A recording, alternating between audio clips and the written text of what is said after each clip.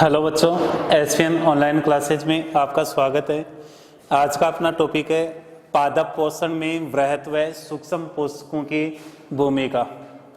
देखो, इससे पहले हमने पादप पोषण के अंदर जो पोषक तत्व है उनके बारे में पढ़ा था कि पादपों को वृद्धि, विकास और जीवन चक्र के लिए जो पोषक तत्व आवश्यक होते हैं उनके बारे में पढ़ा था।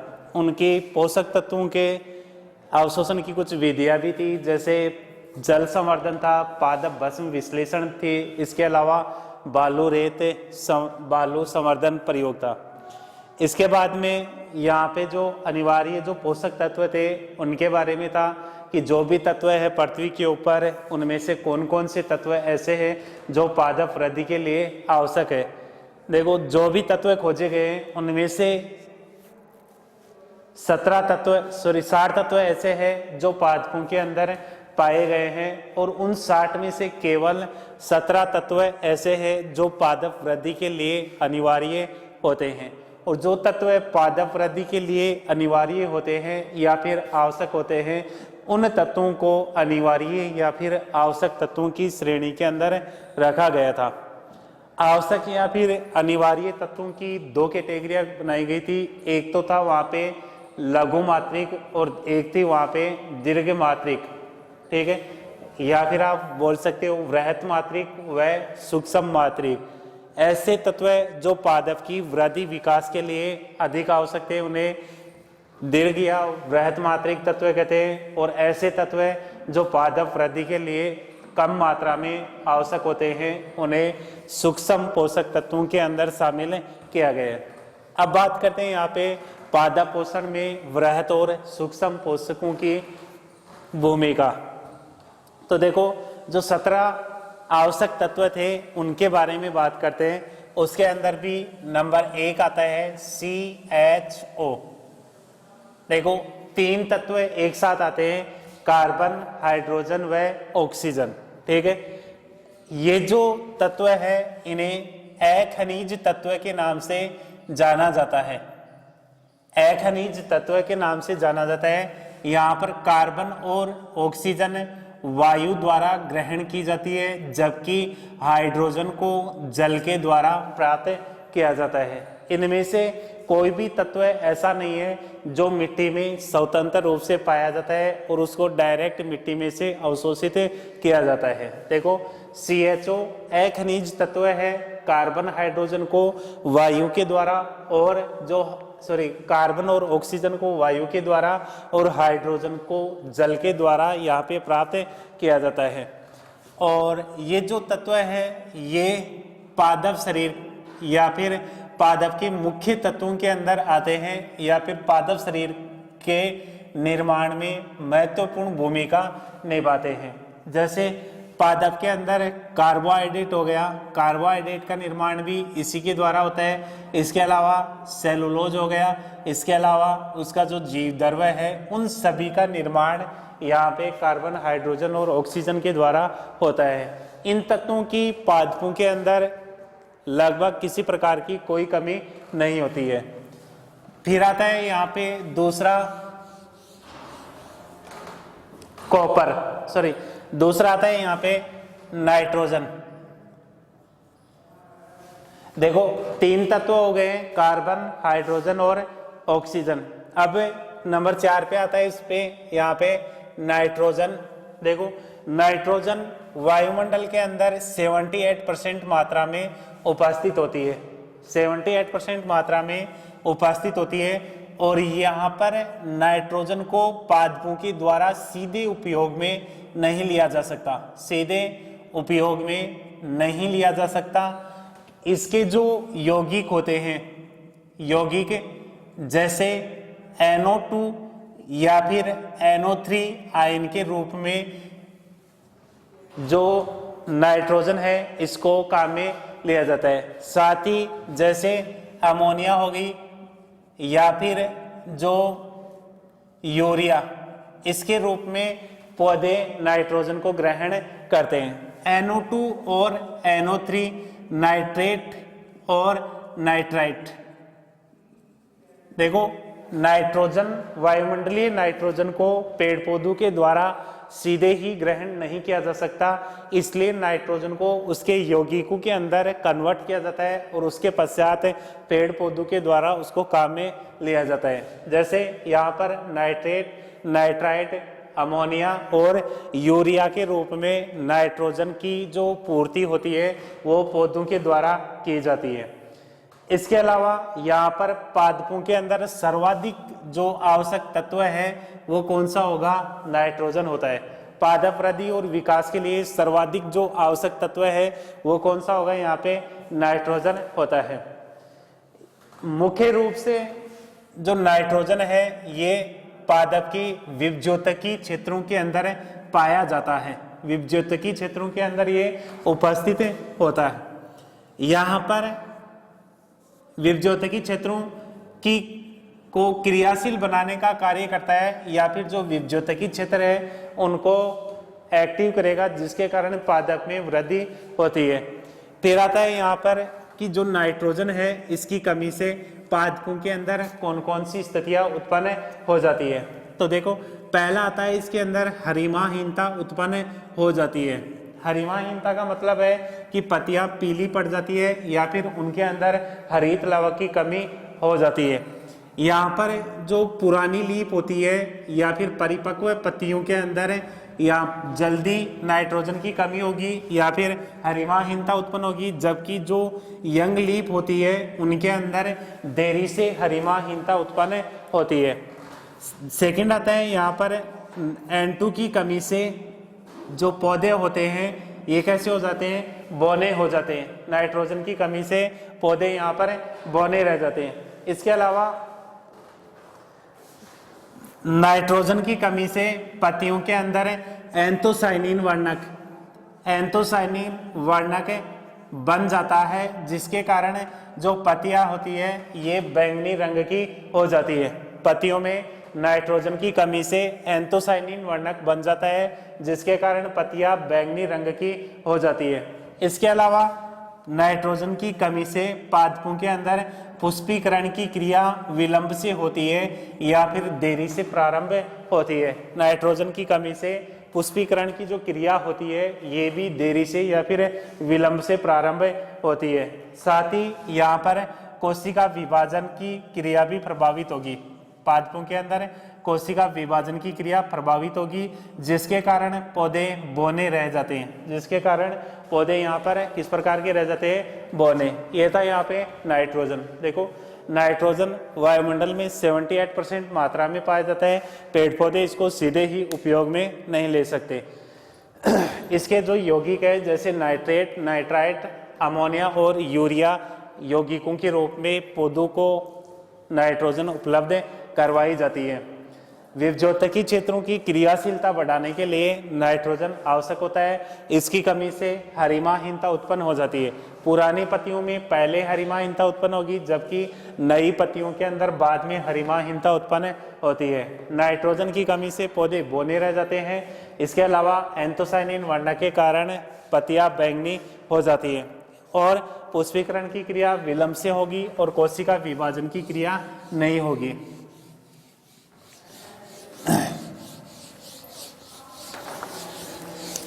देखो, इसके बाद में आता है यहाँ पे फास्फोरस।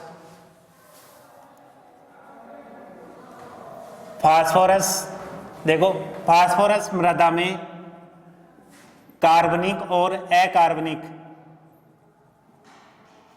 दोनों अवस्थाओं के अंदर पाया जाता है। फास्फोरस मृदा के अंदर कार्बनिक और अकार्बनिक दोनों अवस्थाओं के अंदर पाया जाता है। ये H3PO4 और HPO4 माइनस आयन के रूप में इसका अवशोषण होता है। देखो, फास्फोरस का H3PO4 माइनस या फिर HPO4 आयन के रूप में इसका अवशोषण होता है। पादप के ये शुष्क भार का 0.05 से लेकर के 1% भाग बनाता है।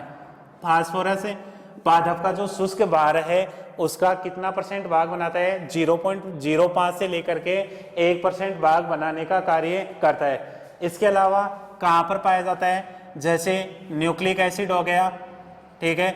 इसके अलावा फॉस्फोलिपिड,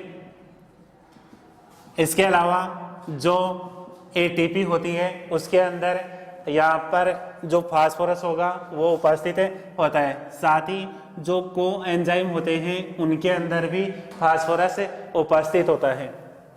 फिर बात करते हैं यहाँ पर फास्फोरस की कमी से पादपों के अंदर कौन से न्यूनता के लक्षण उत्पन्न हो जाते हैं, जिसके अंदर पहला आता है पत्तियां गहरी हरी या फिर बैंगनी हो जाती है। अब बैंगनी तो किसके कारण, बैंगनी रंग की हो जाती है, किसके कारण होगी? एंथोसाइनिन वर्णक के कारण पत्तियों में बैंगनी रंग आ जाएगा। कौन से वर्णक के कारण आएगा? एंथोसाइनिन वर्णक के कारण आता है। इसके अलावा जो पत्तियां होती है ये समय से पूर्व गिर जाती है, पत्तियां समय से पूर्व गिर जाती है। बाद में आता है जो ऐदा होती है, ऐदा की सक्रियता में कमी आ जाती है। ऐदा की जो सक्रियता होती है उसमें क्या होगी? कमी आ जाती है, पादप वृद्धि रुक जाती है, पादप वृद्धि रुक जाती है। देखो फास्फोरस मृदा के अंदर कार्बनिक और अकार्बनिक दोनों अवस्थाओं के अंदर पाया जाता है। इसका जो अवशोषण होता है H3PO4 माइनस आयन और HPO4 माइनस आयन के रूप में होता है। पादप का जो शुष्क भार होता है उसका ये 0.05 से लेकर के 1% भाग बनाता है। यहाँ पर कोशिका के कौन से घटकों के अंदर फास्फोरस उपस्थित होता है? जैसे न्यूक्लिक एसिड हो गया, फास्फोलिपिड हो गया, एटीपी हो गई, को एंजाइम हो गया। इसके अलावा जैसे NADP हो गया, इसके अंदर भी फास्फोरस उपस्थित होता है। कमी से रोग या फिर न्यूनता के लक्षण जैसे पत्तियां गहरी बैंगनी रंग की हो जाएगी, एंथोसाइनिन वर्णक के कारण समय से पहले गिर जाती है, ऐदा की सक्रियता में कमी आएगी जिसके कारण पादप वृद्धि रुक जाती है। आगे नंबर 4 आता है, इसमें कैल्शियम। देखो नेक्स्ट आता है इसमें कैल्शियम या फिर Ca, ठीक है। देखो कैल्शियम यहां पर मृदा में एपेटाइट, कैल्साइट और डोलोमाइट अयस्क के रूप में पाया जाता है। मृदा में कैल्शियम किस रूप में पाया जाता है? एपेटाइट हो गया, कैल्साइट और डोलोमाइट अयस्क के रूप में पाया जाता है। पादपों के द्वारा Ca+2 आयन के रूप में इसका अवशोषण किया जाता है। इसके अलावा पादप का जो शुष्क भार होता है उसका ये 1 से लेकर के 3.5% भाग बनाने का कार्य करता है। मूल रोम का विकास और कोशिका की पारगम्यता को बढ़ाने का कार्य करता है। देखो मुख्य कार्य क्या होता है पादप के अंदर? जो मूल रोम है उनके विकास को बढ़ाने का, साथ ही कोशिका की जो पारगम्यता होती है उसको बढ़ाने का कार्य करती है। साथ ही यहाँ पर जो कार्बोहाइड्रेट है, कार्बोहाइड्रेट और एमिनो एसिड का परिवहन कैल्शियम द्वारा होता है, या फिर जो Ca+2 आयन है उसके द्वारा पादपों के अंदर कार्बोहाइड्रेट और एमिनो एसिड का परिवहन होता है। फिर आता है यहाँ पे न्यूनता के लक्षण। न्यूनता के लक्षणों में पहला आ जाएगा यहाँ पे हरिमाहीनता उत्पन्न होना। पहला लक्षण कौन सा हो जाएगा? हरिमाहीनता उत्पन्न होना। दूसरा पत्तियों में विकृति उत्पन्न होना, पत्तियों में विकृति उत्पन्न होना। तीसरा आता है यहाँ पर पुष्पन में कमी और तीसरा आता है जड़ें अल्प विकसित रह जाती है। देखो कैल्शियम मृदा के अंदर एपेटाइट, कैल्साइट और डोलोमाइट अयस्क के रूप में कैल्शियम उपस्थित होता है। पादपों के द्वारा Ca+2 आयन के रूप में इसका अवशोषण होता है। पादप के अंदर 1 से लेकर के 3.5% इसकी मात्रा पाई जाती है मूल रोम के विकास को और कोशिका विभाजन, कोशिका की पारगम्यता को बढ़ाने का कार्य करता है। साथ ही कार्बोहाइड्रेट और एमिनो अम्लों के परिवहन का कार्य भी कैल्शियम के द्वारा किया जाता है। फिर आता है इसमें न्यूनता के लक्षण। न्यूनता में पहला लक्षण आता है यहाँ पे हरिमाहीनता उत्पन्न हो जाती है, दूसरा पत्तियों में विकृति उत्पन्न हो जाती है, तीसरा आता है इसमें जो पुष्पन की क्रिया है उसमें कमी आती है और चौथा आता है जड़ें अल्प विकसित रह जाती है। नेक्स्ट आता है इसमें पोटेशियम। देखो आगे आता है इसमें पोटेशियम या फिर K+। देखो मृदा के अंदर ये पोटेशियम सल्फेट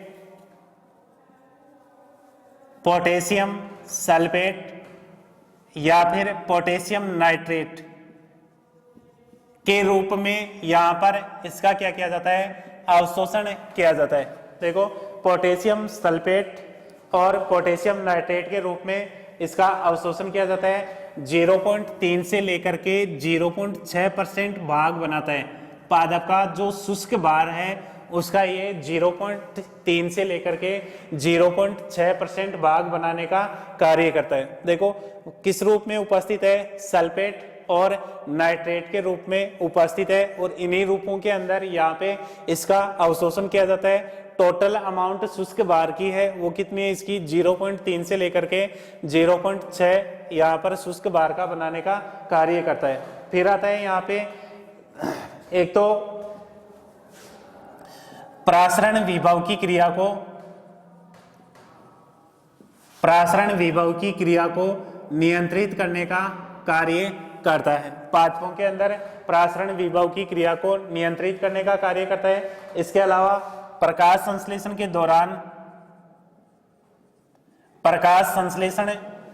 दौरान रंध्रों के खुलने व बंद होने की जो क्रिया होती है उसके ऊपर कंट्रोल भी पोटेशियम के द्वारा किया जाता है। इसके अलावा बीज और फलों की सामान्य वृद्धि के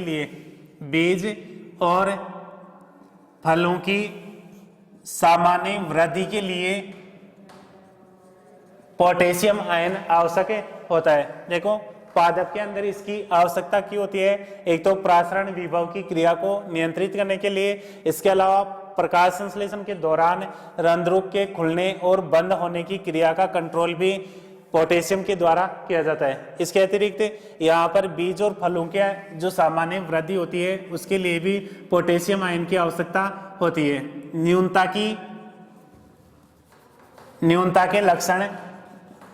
देखो पहला लक्षण हो जाएगा प्रकाश संश्लेषण की क्रिया संपन्न नहीं होगी। दूसरा बीजों का अंकुरण नहीं होगा। इसके अलावा तीसरा हो जाएगा प्रासरण की क्रिया संपन्न नहीं होगी। देखो न्यूनता के लक्षण, प्रकाश संश्लेषण की क्रिया संपन्न नहीं होगी, बीजों का अंकुरण नहीं होगा, प्रासरण क्रिया संपन्न नहीं होगी। इसके अलावा पादपों के अंदर हरिमाहीनता उत्पन्न हो जाएगी। साथ ही कौन सा लक्षण उत्पन्न हो जाएगा, हरिमाहीनता उत्पन्न हो जाती है। इसके अतिरिक्त यहाँ पर जो कोशिकाएं होती है, कोशिकाओं के ऊपर लिग्निन का जमाव हो जाता है जिसके कारण इनकी जो कोशिका भित्ति होती है वो स्थूल या मोटी हो जाती है। इसके अलावा जो पौधे होते हैं ये रोजेट आकृति के हो जाते हैं, यानी कि पौधों की संपूर्ण वृद्धि नहीं हो पाती है और छोटे जो प्लांट होते हैं अपना पूर्ण आकार प्राप्त ना करके यहाँ पे छोटी आकृति के रह जाते हैं। ऐसी आकृति को क्या कहेंगे, रोजेट आकृति कहते हैं। तो देखो पोटेशियम सल्फेट और नाइट्रेट के रूप में इसका मृदा के अंदर उपस्थित है और इसी अवस्था के अंदर इसका अवशोषण है 0.3 से लेकर के 0.6% भाग बनाता है। प्रकाश संश्लेषण के दौरान रंध्रों के खुलने बंद होने की क्रिया, इसके अलावा प्रासरण क्रिया को नियंत्रित करता है। फल व बीजों की सामान्य वृद्धि के लिए आवश्यक होता है। इसके अलावा न्यूनता के लक्षणों में प्रकाश संश्लेषण की क्रिया प्रभावित हो रहे, बीजों का अंकुरण, प्रासरण क्रिया, साथ में हरिमाहीनता। इसके अलावा कोशिका के ऊपर लिग्निन का जमाव हो जाएगा जिसके कारण कोशिका भित्ति स्थूल हो जाती है, और समुचित वृद्धि नहीं होने के कारण पादप रोजेट आकृति का हो जाता है या फिर उसकी आकृति छोटी रह जाती है।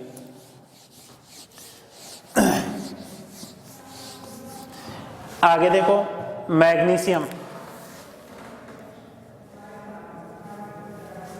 मैग्नीशियम या फिर Mg।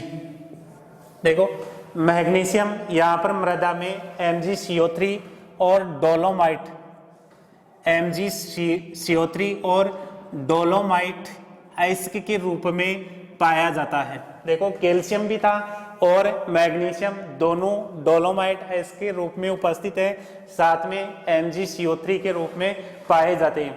इसका पादप के द्वारा Mg+2 आयन के रूप में अवशोषण होता है। Mg+2 आयन के रूप में पौधों के द्वारा अवशोषण होता है, और जो शुष्क भार है उसका ये 0.5 से लेकर के 0.7% भाग बनाता है। पादप का जो शुष्क भार है उसका ये 0.5 से लेकर के 0.7% भाग बनाने का कार्य करता है। साथ ही एंजाइमों के सक्रियण और राइबोसोम की उप इकाइयों के संयोजन और वियोजन का कार्य करता है। संयोजन और वियोजन का कार्य करता है। देखो मैग्नीशियम MgCO3 और डोलोमाइट अयस्क के रूप में उपस्थित होते हैं। Mg+2 आयन के रूप में इसका अवशोषण किया जाता है। 0.5 से लेकर के 0.7% ये मृदा के अंदर उपस्थित होता है, और मुख्य कार्य होता है यहाँ पर इसका एंजाइमों का सक्रियण और राइबोसोम की जो उप इकाइयां होती है उनके संयोजन और वियोजन का कार्य करता है। अब आता है यहाँ पे इसके न्यूनता के लक्षण।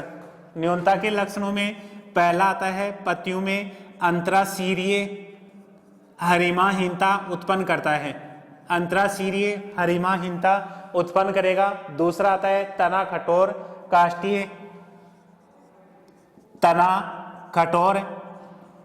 काष्ठीय और पीला हो जाता है। तना किस प्रकार का हो जाता है? कठोर हो जाता है, काष्ठीय हो जाता है और पीला। इसके अलावा पत्तियों के अंदर एंथोसाइनिन की मात्रा अधिक हो जाती है।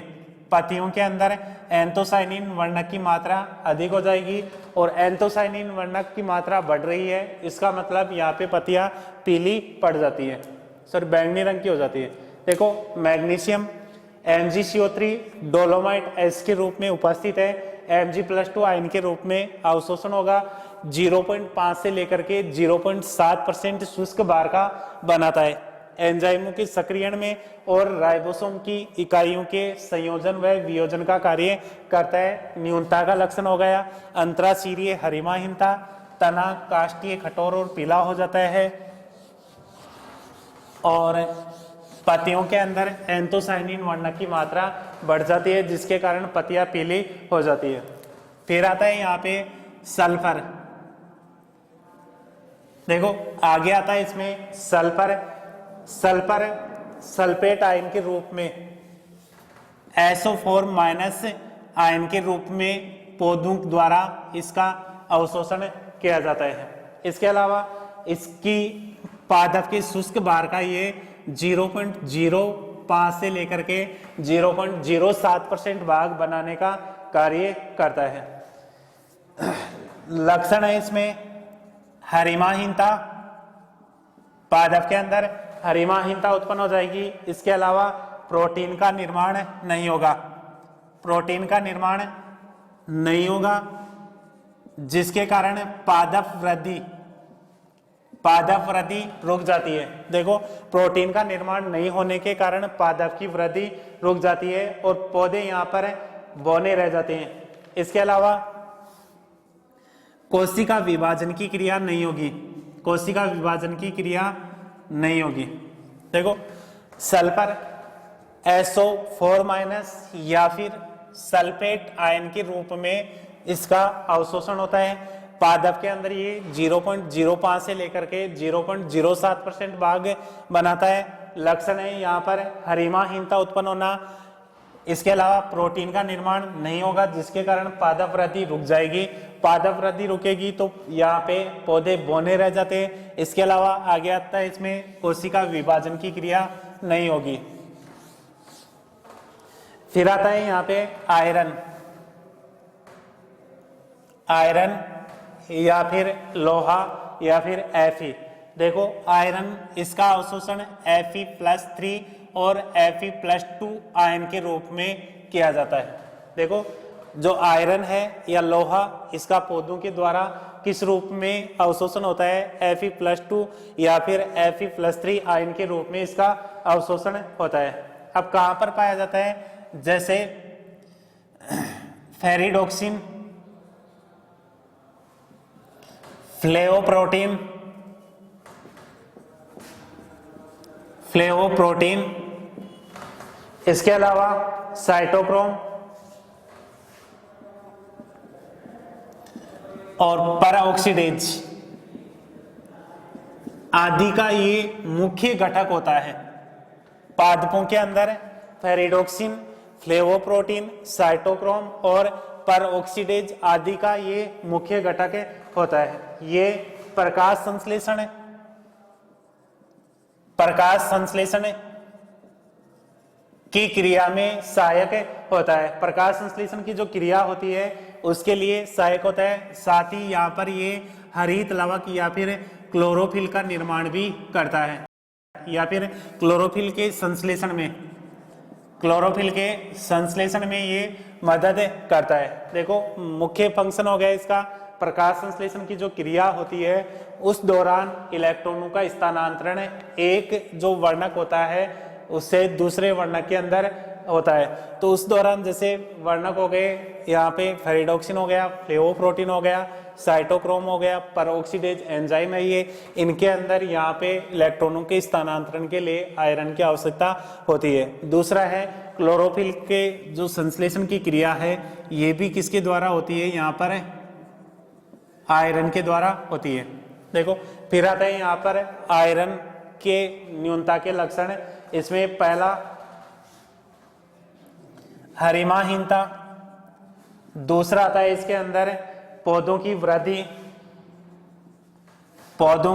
वृद्धि मंद हो जाती है। इसके अलावा यहाँ पे प्रकाश संश्लेषण, श्वसन और प्रोटीन संश्लेषण की जो क्रिया होती है ये भी प्रभावित होती है। प्रकाश संश्लेषण हो गया, प्रोटीन संश्लेषण हो गया और श्वसन आदि क्रियाएं यहाँ पे प्रभावित होती है। और यदि यहाँ पर आयरन की अत्यधिक कमी हो जाती है, अत्यधिक कमी होने पर पत्तियों के अग्रभाग झुलस जाते हैं। देखो आयरन Fe+2 या फिर Fe+3 आयन के रूप में अवशोषित किया जाता है। फेरिडोक्सिन, फ्लेवोप्रोटीन, साइटोक्रोम व परऑक्सीडेज आदि का ये मुख्य घटक होता है। प्रकाश संश्लेषण और क्लोरोफिल के संश्लेषण में ये सहायक होता है। न्यूनता का लक्षण हो गया हरिमाहीनता, पौधों की वृद्धि मंद हो जाएगी, प्रकाश संश्लेषण, श्वसन और प्रोटीन संश्लेषण की क्रिया प्रभावित होगी। इसके अलावा अत्यधिक कमी होने पर पत्तियों के जो अग्रभाग होते हैं ये झुलस जाते हैं। अब आता है यहाँ पर मैग्नीज या फिर Mn। ठीक है, अब देखो मैग्नीज Mn+2 आयन के रूप में इसका पौधों द्वारा अवशोषण किया जाता है। पादप के शुष्क भार का 0.15% भाग बनाता है। इसके अलावा नाइट्रोजन उपापचय,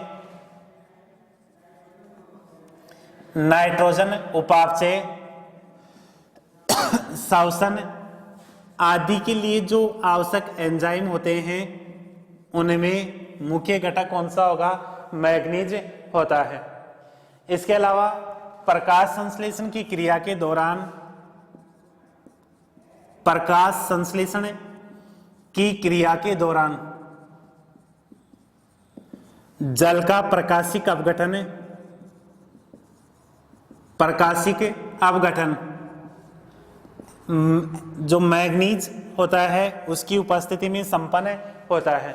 देखो पादप के अंदर आवश्यकता कहाँ पे है, नाइट्रोजन उपापचय और श्वसन आदि के जो एंजाइम होते हैं वो किससे संबंधित है, मैग्नीज से। प्रकाश संश्लेषण की क्रिया के दौरान जल का प्रकाशिक अपघटन होता है तो उसके लिए भी यहाँ पर मैग्नीज की आवश्यकता होती है। फिर आता है यहाँ पे इसके न्यूनता के लक्षण। न्यूनता के लक्षणों के अंदर पत्तियों में हरिमाहीनता, एक तो कौन सा हो जाएगा, हरिमाहीनता उत्पन्न हो जाती है। दूसरा आता है इसके अंदर यहाँ पे जड़ का सीमित विकास होता है, जड़ का सीमित विकास होता है। तीसरा आता है इसमें मटर में मार्स स्पॉट, मटर में मार्स स्पॉट या फिर इसको बोलते हैं दलदली धब्बे। और इसके अलावा जई में ग्रे स्पॉट रोग हो जाता है, जई में ग्रे स्पॉट। देखो न्यूनता के लक्षण हरिमाहीनता, जड़ का सीमित विकास है, मटर में मार्स स्पॉट या दलदली धब्बे और जई में ग्रे स्पॉट रोग उत्पन्न हो जाता है। इधर देखो मैग्नीज Mn+2 आयन के रूप में अवशोषण किया जाता है। शुष्क भार है इसका पौधे के अंदर 0.15, नाइट्रोजन उपापचय, श्वसन आदि के आवश्यक एंजाइम इसमें उपस्थित होंगे। प्रकाश संश्लेषण की क्रिया के दौरान जल के प्रकाशिक अपघटन में मैग्नीज की आवश्यकता होती है। न्यूनता के लक्षण हरिमाहीनता हो गई, जड़ का सीमित विकास हो गया, मटर के अंदर मार्स स्पॉट रोग या दलदली धब्बे रोग और जई के अंदर ग्रे स्पॉट रोग उत्पन्न किया जाता है मैग्नीज की कमी के कारण। फिर आता है यहाँ पे बोरॉन, फिर आता है यहाँ पे बोरॉन। देखो बोरिक अम्ल के रूप में और मैग्नीज बोरेट, बोरिक अम्ल, मैग्नीज बोरेट और सिलिकेट।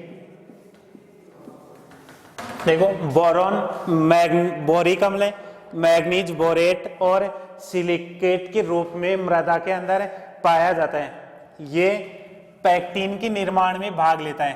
पादपों के अंदर कोशिका भित्ति का घटक है, पैक्टीन का निर्माण किसकी उपस्थिति में संपन्न होगा, बोरॉन की उपस्थिति में संपन्न होता है। इसके अलावा कोशिका विभेदन व विकास की क्रिया को प्रेरित करता है, कोशिका विभेदन व विकास की क्रिया को प्रेरित करता है। साथ ही यहाँ पर कार्बोहाइड्रेट की स्थानांतरण, कार्बोहाइड्रेट के स्थानांतरण का कार्य बोरॉन के द्वारा किया जाता है। देखो पैक्टीन का निर्माण हो गया, विभेदन, कोशिका विभेदन व विकास की क्रिया को प्रेरित है और कार्बोहाइड्रेट के स्थानांतरण में ये सहायक होता है। फिर आता है इसमें न्यूनता के लक्षण। देखो पत्तियां मोटी मुड़ी हुई, पत्तियां मोटी मुड़ी हुई वह भंगुर हो जाती है, ठीक है। इसके अलावा कोशिका विभाजन नहीं होगा, कोशिका विभाजन की क्रिया नहीं होगी। इसके अलावा पुष्पन की क्षमता में कमी आ जाती है, पुष्पन की क्षमता में कमी। और एक और आता है यहाँ पर कि जो फलीदार पादप होते हैं, फलीदार पादपों में मूल ग्रंथिकाओं का निर्माण नहीं होता है।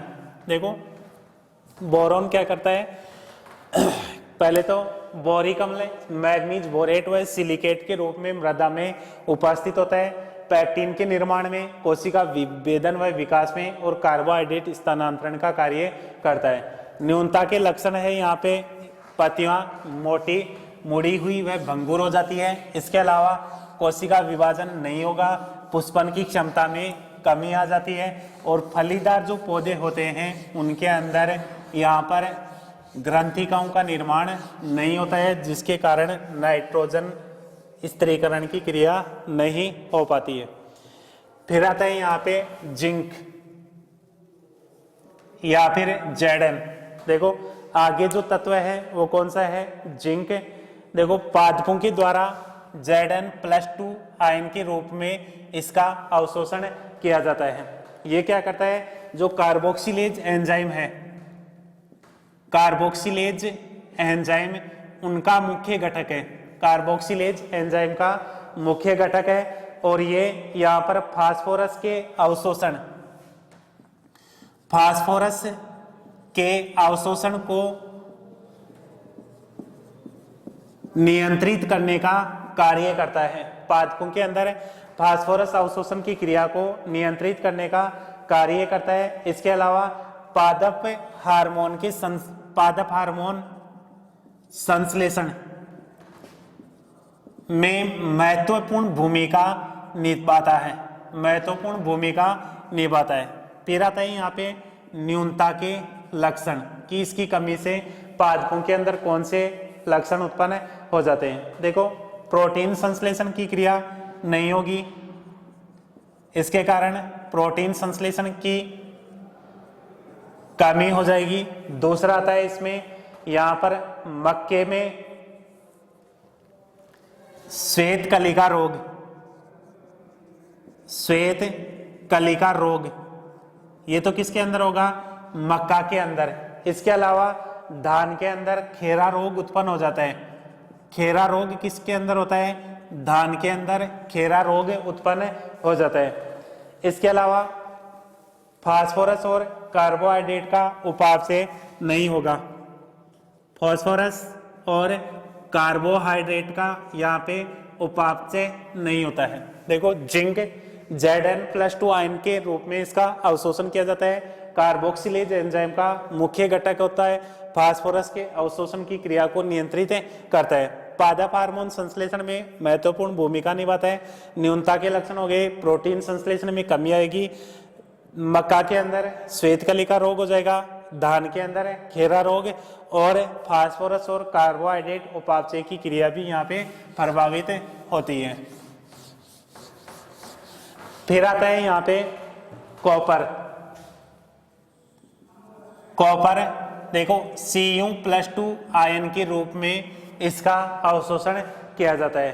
प्लास्टोसाइनिन के अंदर ये उपस्थित होता है, प्लास्टोसाइनिन में ये उपस्थित होता है और प्रकाश संश्लेषण की क्रिया में, प्रकाश संश्लेषण की क्रिया में महत्वपूर्ण भूमिका निभाता है। देखो Cu+2 आयन के रूप में अवशोषण प्लास्टोसाइनिन के अंदर ही मुख्य रूप से उपस्थित होता है, प्रकाश संश्लेषण की क्रिया के लिए आवश्यक होता है। यहाँ पे प्रकाश संश्लेषण की क्रिया के अंदर ये ETS या इलेक्ट्रॉन के स्थानांतरण का कार्य करता है। फिर आता है यहाँ पे न्यूनता के लक्षण, जिसके अंदर पहला आता है हरिमाहीनता। पहला कौन सा आता है, हरिमाहीनता। सेकंड आता है यहाँ पे पत्तियों का मुरझाना, पत्तियों का मुरझाना। थर्ड आता है नींबू में शीर्षारंभी रोग, नींबू में शीर्षारंभी रोग इसकी कमी के कारण हो जाता है। कायिक और जनन वृद्धि प्रभावित होती है, कायिक व जनन वृद्धि प्रभावित होती है। देखो कॉपर Cu+2 आयन के रूप में इसका अवशोषण है, प्लास्टोसाइनिन में उपस्थित है। प्लास्टोसाइनिन यहाँ पर कार्य क्या करेगा, प्रकाश संश्लेषण की क्रिया के दौरान इलेक्ट्रॉन के स्थानांतरण में सहायक होता है। न्यूनता के लक्षण है, पहला हरिमाहीनता, दूसरा पत्तियों का मुरझाना, तीसरा नींबू में शीर्षारंभी रोग, और चौथा आता है यहाँ पे कायिक जनन, कायिक और जो जनन वृद्धि है उनके अंदर कमी आती है। फिर आता है यहाँ पे मोलिब्डेनम। फिर कौन सा तत्व आता है यहाँ पे, मोलिब्डेनम। देखो यहाँ पर जो मोलिब्डेनम है ये MoO2 के रूप में अवशोषित किया जाता है। किसके रूप में अवशोषित किया जाता है, O2 के रूप में इसका अवशोषण किया जाता है। इसके अलावा नाइट्रोजन उपापचय के लिए, नाइट्रोजन उपापचय के लिए ये आवश्यक होता है, नाइट्रोजन उपापचय के लिए आवश्यक होता है। फिर आता है यहाँ पे न्यूनता के लक्षण,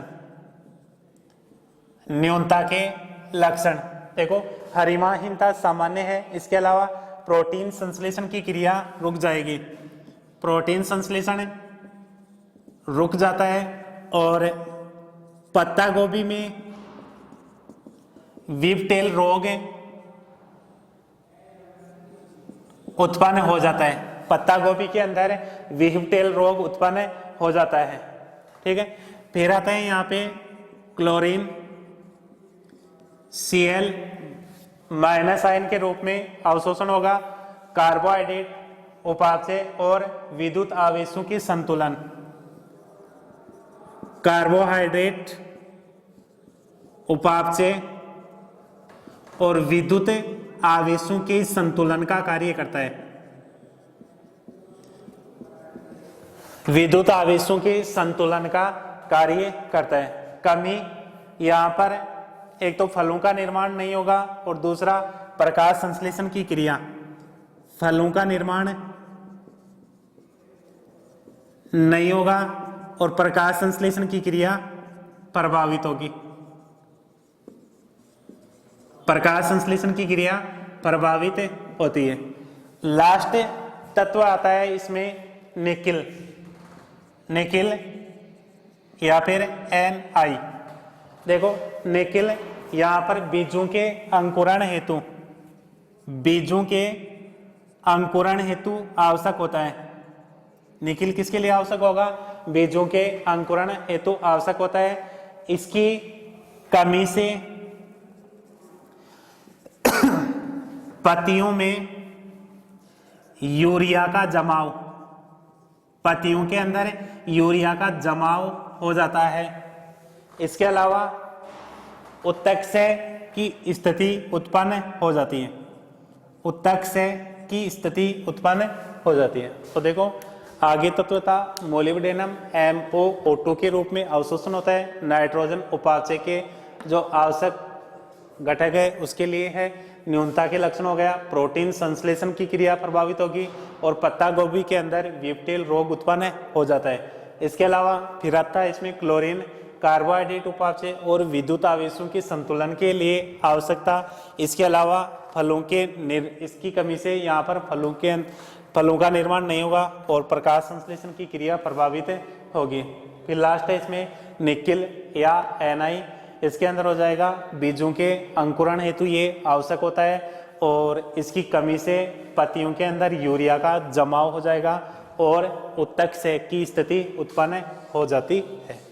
ये था पादपों में वृहद व सूक्ष्म पोषक तत्वों की भूमिका। अब देखो पोषक तत्व है, उनकी कमी के कारण वहाँ पे पादपों के अंदर विभिन्न प्रकार के न्यूनता के लक्षण उत्पन्न हो जाते हैं। आज के लिए इतना ही, धन्यवाद।